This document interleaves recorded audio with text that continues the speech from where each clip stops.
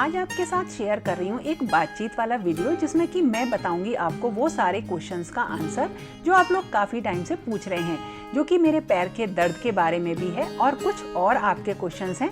तो चलिए वीडियो शुरू करते हैं। काफ़ी टाइम हो गया था, मैंने आप लोगों के जो कमेंट्स आते हैं, जो आप लोग कुछ क्वेश्चंस पूछते हो, उसका रिप्लाई नहीं किया था। तो आज मुझे लगा बिल्कुल परफेक्ट टाइम है कि मुझे इन सारी चीज़ों का आंसर देना चाहिए और ये बहुत ज़रूरी भी है। तो देखो, बिना टाइम वेस्ट किए मैं स्टार्ट करती हूँ। सबसे पहले जो पैरों के दर्द के लिए मैं ऑयल लेकर आई थी वो कैसा है, कहाँ से लिया, और उसके बारे में आप लोग पूछ रहे थे। तो देखो, मैं आगरा गई थी अपने पेरेंट्स के पास, वहां से अपने पैरों के दर्द के लिए मैं ऑयल लेकर आई थी। एक ऑयल था और एक इसके साथ क्रीम थी, जिसे दोनों टाइम लगाना था। मॉर्निंग केवल ऑयल लगाना था और रात को सोने से पहले क्रीम के साथ मिक्स करके इसको लगाना था। और रीजन मैं आपको कई बार बता चुकी हूँ कि एक बार मेरी मम्मी का एक्सीडेंट हुआ था, तो उनका हाथ जो है ना पूरा ये इसमें फ्रैक्चर था। तो जब रॉड डली थी उस टाइम ऑपरेट किया गया था, जिससे कोई एक नस दब गई थी, जिसकी वजह से मेरी मम्मी का हाथ बिल्कुल इस तरह से रहता था, गिरा हुआ, मतलब वो उठ भी नहीं पाता था। और काफी जगह उन्होंने दिखाया, यहाँ तक कि दिल्ली भी गई, एम्स में भी पता किया, सब जगह दिखाया था, लेकिन डॉक्टर्स ने बोला था अपने आप सही होगा। लेकिन जब उन्हें इस ऑयल के बारे में पता चला था, और ये भी बात करीब 20-25 साल पुरानी मैं आपको बात बता रही हूँ, तो उन्होंने क्या किया था, ऑयल की थोड़ी सी मालिश करी थी और 2-3 दिन में उन्हें सेंसेशन फील हुआ था। इसीलिए मुझे लगा कि मुझे भी जाना चाहिए। और मुझे प्रॉब्लम क्या है, मुझे कमर के नीचे एक पैर में, जो कि राइट हैंड है, कमर में दर्द रहता है और पूरे पैर में दर्द रहता है। और जब कभी भी मैं ज़्यादा चल लेती हूँ तो पूरा पैर अकड़ जाता है, मुड़ता नहीं है। और इसको ये करीब 2015-16 में मतलब मुझे हुआ था। और ये कैसे मुझे पता चला था, जल्दी से बता देती हूँ। मैं अपना वेट कम कर रही थी, तो मैं ट्रेडमिल पे जाके थोड़ा सा वार्म अप वगैरह किया करती थी। तो कुछ दिन तक तो नॉर्मल रहा, लेकिन कुछ दिन बाद क्या हुआ कि जब मैं जैसे ही थोड़ा सा चल लेती थी तो मेरा पैर अकड़ने लगा। मैंने फिर आगरा में दिखाया था, दवा ली थी, मेडिसिन ली थी, और मुझे 2-3 दिन में ही आराम मिल गया था उस मेडिसिन से। लेकिन अब मुझे ये नहीं पता वो मेडिसिन क्या थी जब तक मुझे आराम मिला था। फिर एक बार जब मैं उसे लेने गई तो मैंने चेक की कि वो क्या मेडिसिन थी, तो उसमें पेन किलर थी, जो कि दिन में 3 बार लेनी थी, जिससे मुझे आराम आया था। खैर, मैंने वो मेडिसिन लेनी छोड़ दी थी, अपने खाने पीने पे ध्यान दिया, और वजन कम हुआ था, 30-35 किलो वजन कम हुआ था, तो उसकी वजह से वो दर्द भी चला गया। मैं गई थी मंदिर को लेने के लिए जयपुर, जो मेरा आप लोग मंदिर देखते हो। और जब मैं उसे लेने के लिए गई थी जयपुर, तो वहाँ पे जयपुर में बहुत अच्छे अच्छे मार्केट्स हैं। तो जैसे वहाँ बापू मार्केट हम गए, मॉर्निंग से लेके हम शाम तक चलते ही रहे, क्योंकि वो काफ़ी बड़ा मार्केट है। और उस चलने की वजह से, मैं जल्दी जल्दी आपको बता रही हूँ, तो वहां चलने की वजह से ये दर्द दोबारा से स्टार्ट हो गया। तो जब मैं वापस आई थी तब मुझे ये पेन फिर से फील होने लगा। ज्यादा देर तक खड़े रहना, पानी में थोड़ा सा काम कर लेना से ये बहुत ज्यादा दिक्कत होती थी। जब मैं वहां से आई थी तो राधा अष्टमी थी, और जब मैं उसकी पूजा कर रही थी तो उस दिन का मुझे पता है कि मैंने किस तरह से पूजा करी थी। करण ने मेरी हेल्प करी थी, जिससे मैं पूजा का सामान इधर उधर कर रही थी, वरना मतलब उस दिन एक्सट्रीम पेन था। और मैंने उसके बाद जाके मेडिसिन ली थी। वो मेडिसिन मेरी 6 महीने तक चली, और जब वो दवाएं मैंने ली थी तब मुझसे बोला गया था कि इससे आपका वेट बहुत ज्यादा बढ़ेगा। वेट बढ़ा भी दोबारा से, और लेकिन उन मेडिसिन से मुझे कुछ आराम नहीं आया।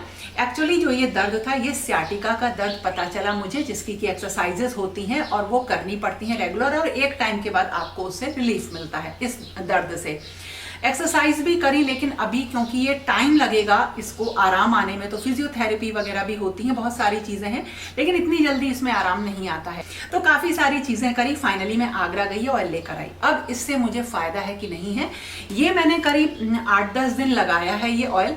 बीच में मैंने मिस भी किया, काम थोड़ा ज्यादा था मेरे ऊपर, लेकिन हाँ 8-10 दिन मैंने ये लगाया है। और इसके बाद अगर मैं आपको बताऊं तो हाँ, मुझे थोड़ा सा आराम फील हुआ, लेकिन अभी आराम को फील करने में मुझे 1 महीना तो कम से कम लगेगा, क्योंकि मैं इस बात का ध्यान रखती हूँ कि मैं बहुत लंबे टाइम तक खड़े ना रहूं और बहुत ज्यादा मैं वॉक ना करूं, जिससे कि ये दर्द बहुत ज्यादा सीवियर ना हो जाए। लेकिन फिर भी मैं जैसे अपने प्लांट्स में पानी लगाती हूँ, बाहर की जैसे क्लीनिंग वगैरह भी करती हूँ, सफाई करती हूँ जब पानी आ जाता है, तो अब मेरे वो दर्द नहीं हुआ। जबकि अगर मैं पहले ऐसा कर लिया करती थी तो बहुत दर्द हुआ करता था। तो ये तो हुआ पहली चीज, और मुझे ऐसा लगता है कि पता नहीं क्यों कि मुझे इससे काफी आराम आ जाएगा, और इससे जिनको घुटने में दर्द रहता है या कोई और पेन रहते हैं उसमें भी आराम आ जाता है। टेस्टेड है, मेरी मम्मी ने इसको लिया था, इसलिए मुझे इस पर विश्वास है। और जब विश्वास पे शुरू किया है और जैसा जैसा बताया गया है, तो देखते हैं वो चीज़ सही निकलेगी। अब दूसरा क्वेश्चन जो आप लोगों का बहुत ज्यादा था वो था कि जो लास्ट वीडियो में मैंने पीतल के बर्तन शेयर किए थे, वो आपने इतने सारे बर्तन क्यों लिए, ये मतलब ये फिजूल खर्ची की बात कुछ इस तरीके है। तो देखो मैं आपको बताऊं, मेरे घर से भगवान जी के भोग जाते हैं। पहली चीज बता रही हूँ रीजन, भगवान जी के भोग बनते हैं। मैं बांके बिहारी जी के मंदिर में जाती हूँ और बहुत सारे मंदिरों में मैं अपने घर से भोग बना के ले जाती हूँ और प्रभु को अर्पण मतलब करती हूँ वो भोग। तो अगर हम घर में प्याज लहसुन बनाते हैं तो हमें कुछ चीज़ों का ध्यान रखना पड़ता है। मेरे पास स्टील के भी हैं बर्तन, कास्ट आयरन के भी हैं, नॉन स्टिक नहीं है। तो उनमें ना कभी कभी आपको ध्यान नहीं रहता है कि आपने इनको यूज कर लिया है। जब आप एक श्रद्धा रखते हैं, भाव रखते हैं, खासकर मैं अगर अपनी बताऊं तो हमें उन चीजों का भी ध्यान रखना चाहिए जो मंदिरों के कुछ नियम से जुड़ी हुई होती हैं। तो जो पीतल के बर्तन होते हैं वो थोड़े से अलग आपको दिखाई देते हैं। आपने सोच लिया कि भाई इसमें हम ये सारी चीजें यूज नहीं करेंगे, जब पूजा का भोग का सामान बनेगा तो हम इन्हें यूज कर लिया करेंगे। तो कुछ तो ये रीजन था। और दूसरा रीजन मैं आपको बताऊं, जब मतलब मेरा बहुत पहले से ही मन था कि मैं अपने घर को कुछ इंडियन थीम से डेकोरेट करूं। मैं अपनी मम्मी को बताया भी करती थी कि वो मेरा इस तरीके का कुछ मन है। लेकिन देखो, मन में और सपने में और आपके बजट में जो है काफी बड़ा डिफरेंस होता है। एक अगर हम रियल लाइफ को देखें तो वो अभी भी मैं जितना काम करवाती हूँ, मैं कभी आपसे ये नहीं कहती कि मेरी ड्रीम किचन है या मेरा ये ड्रीम होम है, ऐसा कुछ नहीं है। जो मेरी ड्रीम किचन है वो कुछ अलग ही है। मैं उस वैसी किचन नहीं बनवा पाई, मैं किचन मैंने वैसी बनाई। ये मेरी किचन वो है जो मेरे बजट के अकॉर्डिंग मैंने डिसाइड किया था, वो है। जो मेरा घर है ये मेरे ड्रीम होम नहीं है कि जो मैंने सोच रखा है वैसा हो। ये मेरा घर वो है जो मेरे बजट को अलाउ करता है। तो जितना हमारे पास पैसा होता है ना, जितना हमारे पास बजट होता है, उसके अकॉर्डिंग चीजों को लेके प्लान करते हैं और खर्च करते हैं। तो जो मेरा ड्रीम था वो ये था कि बहुत सारी ऐसी ट्रेडिशनल चीजें हों, एंटीक आइटम्स में लेकर आऊं। मैंने देखे भी, बहुत कॉस्टली भी हैं, लेकिन धीरे धीरे मैंने सोचा कि मैं अपग्रेड करूंगी। ठीक है, तो ये मेरी दूसरी रीजन थी। एक चीज और मैं आपको बताऊं, यहाँ पे जो मेरी अर्निंग है वो मेरी केवल अभी स्टार्ट नहीं हुई है कि मैं यूट्यूब से मेरी अर्निंग होती है। मैंने एक बहुत लंबे टाइम तक जो है जॉब करी है, उसके लिए मैंने कड़ी मेहनत करी है। मैंने शादी के बाद ही अपनी सारी पढ़ाई करी।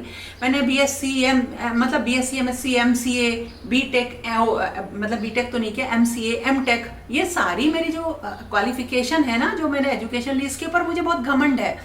तो जो मेरे पास अर्निंग है वो मेरी केवल अभी की नहीं है, मैं पहले से मेरे पास एक अच्छी सेविंग रही है। तो अगर मैं खर्च करती हूँ तो मैं अपनी सेविंग, अपने बजट, अपनी जिम्मेदारियों को देखते हुए करती हूँ।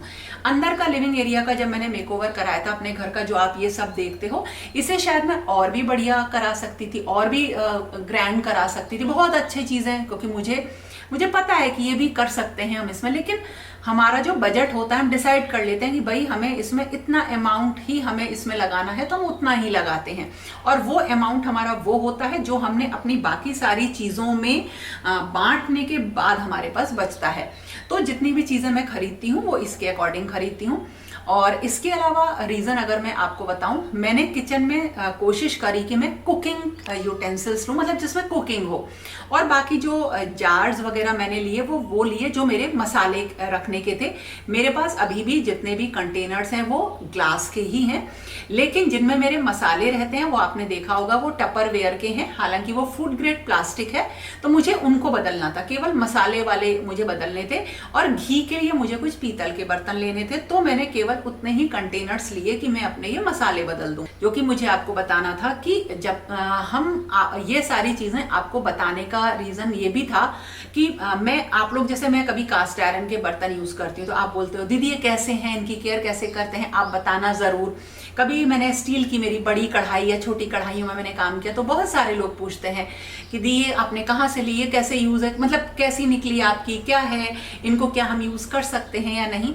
तो वैरायटी ऑफ वीडियोस हम बनाते हैं एज अ इन्फ्लुएंसर कि हम आपको सारी चीजों के बारे में बता सकें। उसका मतलब ये नहीं होता कि वो सारी चीजें घर के लिए जरूरी हैं और वो आपको लेनी चाहिए। तो प्रॉब्लम स्टेटमेंट मैंने आपको बताया कि ये सारे पॉइंट्स थे जिसकी वजह से मैंने ये वाला काम किया, तो वहां मिस हुआ था, इसलिए आज आप लोगों को क्लैरिफाई किया।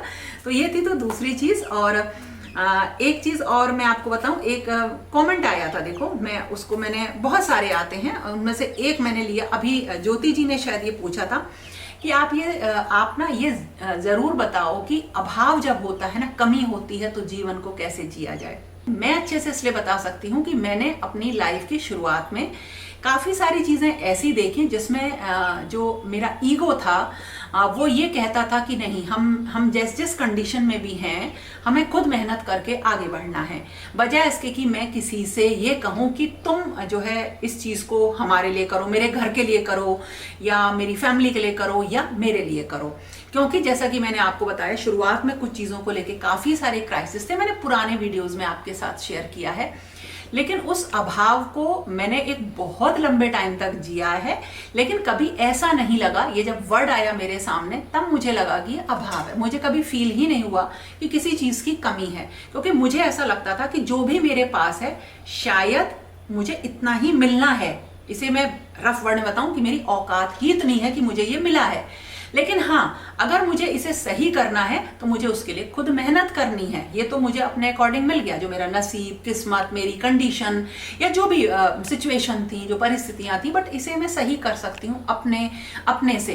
तो मैंने कभी एक चीज़ जो कि शुरुआत से थी, जैसे पता नहीं क्यों अब ये सही है कि नहीं है, बोलूँ या नहीं बोलूँ, मुझे हमेशा से ये चीज़ लगी कि मेरा खर्चा भाई कोई और क्यों उठाए, भाई मेरे हस्बैंड भी क्यों उठाएं। तो जैसे मैंने बहुत पहले एक शॉर्ट में आपके साथ शेयर किया था कि शुरुआत में तो कोई चीज़ मांगना अपना हक लगता था, लेकिन धीरे धीरे ये चीज़ ना पता नहीं क्यों चुभने लगी। मैं जैसे कभी भी मैंने अपने हस्बैंड से ये नहीं कहा होगा कभी भी कि तुम मुझे ये चीज़ दिलाओ, नहीं कहा। मतलब शुरुआत में तो हम ये सारी चीज़ें कह देते हैं, लेकिन पता नहीं क्यों जब मैं बोलती थी तो ऐसा लगता था कि नहीं, ये सारी चीज़ें मुझे खुद करनी चाहिए। इनका काम मतलब ये एकदम से ये कह देना कि ये हस्बैंड का ही काम है कि वो घर का को अर्न करे। हाँ, हमारी जो सामाजिक व्यवस्था है वो इस तरह से बनी हुई है कि जो फीमेल्स हैं वो घर को संभालती हैं, और जो जेंट्स होते हैं उनका काम ये होता है कि वो घर का मतलब घर को रन करें। ठीक है, सारी चीज़ें सही हैं, लेकिन मैं आपको सिर्फ अपनी पर्सनल चीज़ बता रही हूँ जिसकी वजह से मैंने पढ़ना शुरू किया। मैं ग्रेजुएशन ही मेरा पूरा हुआ था जब मेरी शादी हुई थी, और मैंने फिर पढ़ना शुरू किया।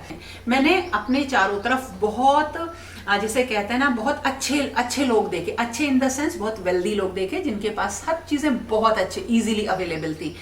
हमारे पास शायद वो नहीं थी, लेकिन मुझे कभी ये फील नहीं हुआ कि कुछ कम है, मतलब अभाव वाला वर्ड या कमी है या हम पे ये है नहीं, ये कभी आया ही नहीं। मुझे हमेशा ये लगता था कि सब कुछ द बेस्ट है, सब कुछ भगवान ने बहुत अच्छा दिया है, हमें मेहनत करनी चाहिए तब हम आगे बढ़ेंगे। और अगर हम मेहनत करके कुछ हासिल करते हैं ना, वो सबसे अलग होता है, शाइन करता है, और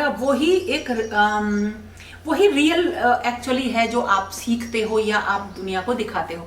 तो अगर आपको ऐसा लगता है कि आपके जीवन में कुछ कमी है और उसको ना खुद कोशिश हम कर सकते हैं दूर करने की, उसके लिए हमें खुद आगे बढ़ना होगा। केवल अपने हस्बैंड से ये कहना कि तुम्हें ये करना चाहिए, ये मेरी डिक्शनरी में उस दिन भी नहीं था जिस दिन मैं शादी होके आई थी, और आज भी मतलब वो अब चाहे वो समझ लो, या ऐसा नहीं है कि हस्बैंड देते नहीं है, ऐसा भी नहीं। अगर आज मैं कुछ बोलूँ तो मेरे लिए सब चीज़ें हैं, मतलब कभी किसी चीज़ को मना नहीं किया, लेकिन हमने अपनी चीज़ों की जो जिसे कहते हैं ना वजन है वो बहुत बना के रखा कि मतलब ये कोशिश करे कि कभी ये कहना ही ना पड़े। यानी मेरा जो भार है उसे मेरे पैर उठाएंगे, है ना, जो फिजिकल भार है, और जो और भी जितने भी भार हैं जो मेरे जिन चीज़ों से रिलेटेड है, मुझे कोशिश करनी चाहिए कि मैं उन्हें खुद उठाऊं, और जो मेरा परिवार है वो मुझे उन सारी चीज़ों में मदद करे, क्योंकि कभी ऐसा नहीं होता कि हम अकेले ही वो सब कर सकते हैं। तो कहने की बात यह है कि अभाव वाला जो वर्ड होता है ना, कि मुझे ये आपको बताना चाहिए कि अभाव में ज़िंदगी कैसे जीते हैं। तो अभाव में ज़िंदगी आपको तब समझ में आती है जब आप किसी से अपने आप को कंपेयर करते हो और आपको ये वर्ड लगता है कि हमारे पास कमी है। ये तो अब आपने मेरा घर देख लिया कि मैं खूब सजा रही हूँ, सब खूब पैसा खर्च कर रही हूँ, ये लगवा लिया, वो लगवा लिया, आज ये ले आए, कल ये लिया है, पीतल का समझ में आया तो ये खरीद लिया। ठीक है ना, इससे पहले की भी एक लाइफ रही है जिस लाइफ में ये सब कुछ भी नहीं था, क्योंकि तब जिम्मेदारियां कुछ और थी, तब पैसे को कुछ और तरीके से जोड़ना था, और तब हमारा जो रुझान था ना वो इन सारी चीज़ों की तरफ होते हुए भी इतना नहीं था। मतलब हम इसलिए नहीं कर पाते थे क्योंकि हमको पता था कि हम जॉब कर रहे हैं, जैसे मुझे पता था कि मैं जॉब कर रही हूँ, आके पढ़ना है, तो हम ये सब काम कर भी नहीं पाते थे। हाँ, मुझे शुरुआत से एक सुंदर घर अच्छा लगता था। तो जो सामान होता था ना, मुझे वही थोड़ा सा बदल देती थी तो मुझे अपना घर बहुत सुंदर लगता था। मैं लोगों के घर जाती थी, वहां एक से एक चीजें मैं देखती थी, लेकिन कभी मुझे ऐसा नहीं लगता था कि ये चीज मेरे पास होनी चाहिए। मुझे ऐसा लगता था, मतलब मैं अपना पर्सनल बता रही हूँ, वो ये मुझे ये समझ में आ चुका था कि मुझे इतनी ही चीजें मिलेंगी तो मुझे इन्हीं में खुश रहना है। और मैं रियली बहुत खुश थी। हमेशा ना अपने ऊपर, अपने चरित्र के ऊपर, अपनी आदतों के ऊपर और अपने ऊपर भरोसा रखो। कोई क्या कह रहा है, क्या नहीं कह रहा है। मैं आपको एक चीज बताऊं, आपसे ना बहुत लोगों को मतलब होता है। आप क्या खा रहे हैं, क्या पहन रहे हैं, कहाँ जा रहे हैं, कहाँ आ रहे हैं, आपका घर कैसा है, आप घर कैसा रखते हो, कौन क्या कर रहा है ना, इससे बहुत लोगों को मतलब रहता है ना। और आपको पता भी रहता है, लेकिन आप उन बहुत लोगों की उन बहुत सारी चीजों से मतलब मत रखो।